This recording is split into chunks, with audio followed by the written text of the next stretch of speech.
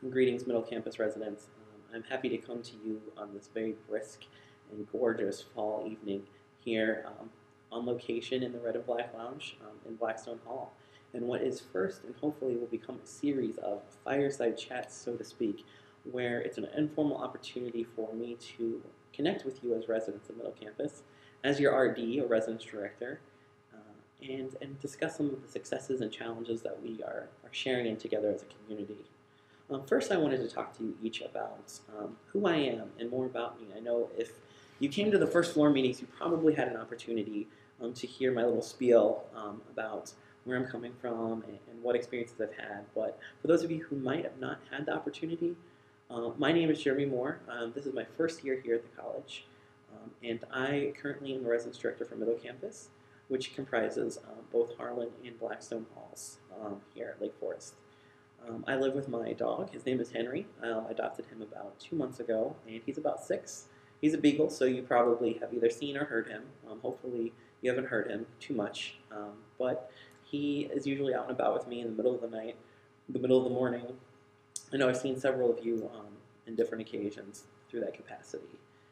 And as a residence director, I supervise all of the RAs, or resident assistants in the complex, and these resident assistants are student staff members, and they help with programming opportunities. They help with conduct-related issues, if there's policy infractions or violations. They help with different community building opportunities to connect you all, to help connect you back to the roots of our institution and different resources. I also do programmatic opportunities. A shameless plug here. PB and Jeremy's coming up tomorrow, exactly in this room, believe it or not, from 7 to 9. You're probably asking yourself, what is PB and Jeremy, Jeremy?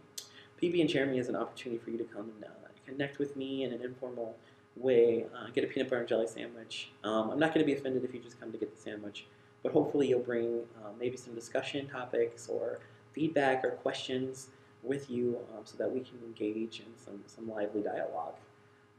And that's what I usually look for with that event. It's just a very informal, unplanned, well, it's a planned event, but kind of unformatted event for you to stop by and say, hey.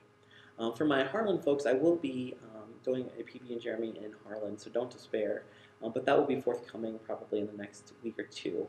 So be looking for some of the flyers, little peanut butter and jelly blob people and those types of things on the windows entering the complex or the building for the PB and Jeremy announcements. Now just to kind of switch gears real quick, I wanted to go ahead and readdress the quiet hours policies with each of you because I feel like that's something that maybe there's been some confusion over and kind of help clear that up a little bit. Now this is going to be different depending on where you live at in our complex. For those of you who live in Blackstone, Blackstone is our residential academic hall. So with that, it's 24/7 quiet hours set up so that you can have an environment that is conducive to studying and to kind of getting things done. So most often, folks choose to live here based on their preference to have a quiet, study-like environment with different programming, such as the Faculty Speaker Series, which one other plug, that first Faculty Speaker Series is coming up on Monday, October 25th at 5 p.m. in the Blackstone basement. So please join us for that. Flyers will be going out very soon. And for those of you who live in Harlan, your quiet hours start at 9 p.m. each evening during the week, which ends on Friday, and then it goes from 9 p.m. until 8 a.m., basically 8 a.m. in the morning during the academic school week, and then on the weekends it's from 2 a.m. until the next morning. So essentially, if you live in Harlan, the quiet hours are a little different, but they haven't really changed from last year. That was something that we discussed at our first round of floor meetings earlier this year when we did the community standards process. Another thing that I wanted to kind of discuss today is vandalism and how that can really impact our community. Now, vandalism can take on a lot of different forms. It can be someone writing something or painting something on the wall. It can be someone throwing something down on the floor, spilling something. It can be folks burning. There's many different ways that you can vandalize the building. But the biggest takeaway from this is when you vandalize the building, you're not only impacting that area, but you're impacting our community. We live in buildings that are historic in nature. This fireplace behind me, for example, in this room has a lot of history. Both Blackstone and Harlan halls, they have a lot of history. They're essentially the front door to our campus. And I think that it's important that you realize that we need to be respectful civil members of this community and really help shape each other's experiences. So that means picking up cigarette butts, picking up your trash, picking up your cans, hopefully taking them to recycling bin, all of those different things. And if you have any ideas on how we can continue to work on that or improve that, please do share with me. My contact information will be at the end of this video.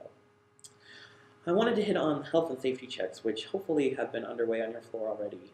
Email was sent out earlier last week, and these will continue through the end of this week, preferably before the weekend, but may go into the weekend. And basically, the RA should be knocking on your door with another staff member, and they'll be checking for things such as trash. Hopefully, you don't have any pizza boxes from the first week of school that might invite unwanted woodland creatures. Power strips that are daisy chained or connected to multiple power strips that pose a fire hazard, or different things, little creatures that you have in your room that you shouldn't have. And speaking on that note, it is important to know that a change this year in the handbook now allows you to have a fish if you do so desire. All of those policies are outlined in the handbook, which I'll refer you back to with a web address at the end of this video. So make sure you check that out. Open container, this is something that I've experienced a lot personally on the campus, and I just wanted to address this with you all. Whether you're of age or not of age, you can't have an open container on campus. An open container is essentially any alcoholic beverage that is in a container that is open, whether it be a glass, a bottle, or a solo cup that is exiting a room. So essentially any area on campus other than your own personal room, or a room that is not alcohol-free, where all inhabitants are of age, or at least one person is of age in that space. So when you carry your beverage into the hallway, that is technically a violation of the open container policy. So make sure you're thinking of that whenever you're walking out or going to the bathroom, because I don't want to see folks getting documented for open container when quite simply you can just enjoy the beverage with the company of age friends in your personal space or in the friend's room if they're of age. Speaking of age, folks, we have now designated alcohol-free spaces on campus, which essentially alcohol-free rooms are rooms where all inhabitants of the room are under the age of 21, and therefore alcohol should never be brought into the space. If you do have alcohol in your room and you are not of age, and other folks in your room are not of age, then you essentially can and probably will be documented for having alcohol in your space. So it's important to review the handbook for some of these different policies so that you're aware as a resident of our community. I wanted to make sure that you are aware of, now that we've kind of hit we're past the midway point of the semester, warning grades have been released, and as an RD, I want to make sure that you're connected to as many academic services on campus as possible so that you can succeed as a student, a residential student, and also a Lake Forest College student. If you have received a warning grade, don't despair. It's not too late, and you can certainly change the outcome of the semester. You can also withdraw from a course if you choose to do so, and I would highly recommend, if you're choosing that option, that you speak with an academic advisor to get some more consulting on that before you decide to do that. But if you want to be connected to other academic resources on campus, you should be receiving, if you've received your letter already, it should direct you to Taryn Robinson, who works on campus and helps with tutoring services and other academic support services. And her contact information will be located at the end of this video so that you can get connected and get what you need as a student. Finally, I wanted to make sure that you are aware of my office hours in case you have any questions or concerns. I just want to stop by and hang out and check out my collection of Mr. Potato Heads, novelty Mr. Potato Heads.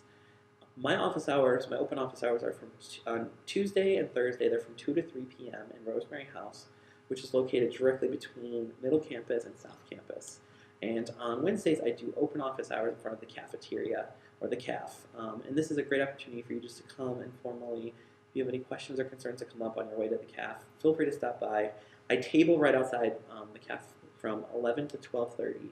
I usually have a trivia question and a tweet from there. So please do stop by and say hey. And finally, I just wanted to make sure that you are aware of how to get a hold of me in case you ever have anything that you need to discuss. The quickest way is probably going to be email. You can email me at more, M-O-O-R-E, at lakeforest.edu, and I'll usually get back with you within 24 to 48 hours. You can certainly Facebook me. I'm in the Lake Forest network, Jeremy Moore. You can tweet me.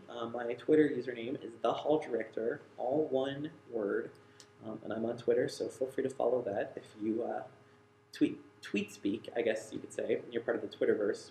Or you can certainly call me, and my phone number will be posted at the end of the video, so you can leave a voicemail or set up an appointment if you so desire.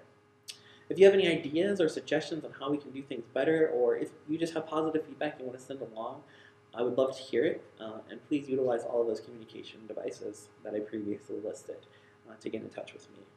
It's been a pleasure spending a little bit of your evening with you, and hopefully you've enjoyed this first Fireside chat. And hopefully I'll be coming to you in the near future with some more updates, and maybe we'll have some other exciting things. Maybe I'll have a couple guest hosts or whatnot joining me at the Fireside chat here. So have a great evening, and in case I don't see you, have a great evening, have a great morning, and have a great rest of the semester. Bye-bye.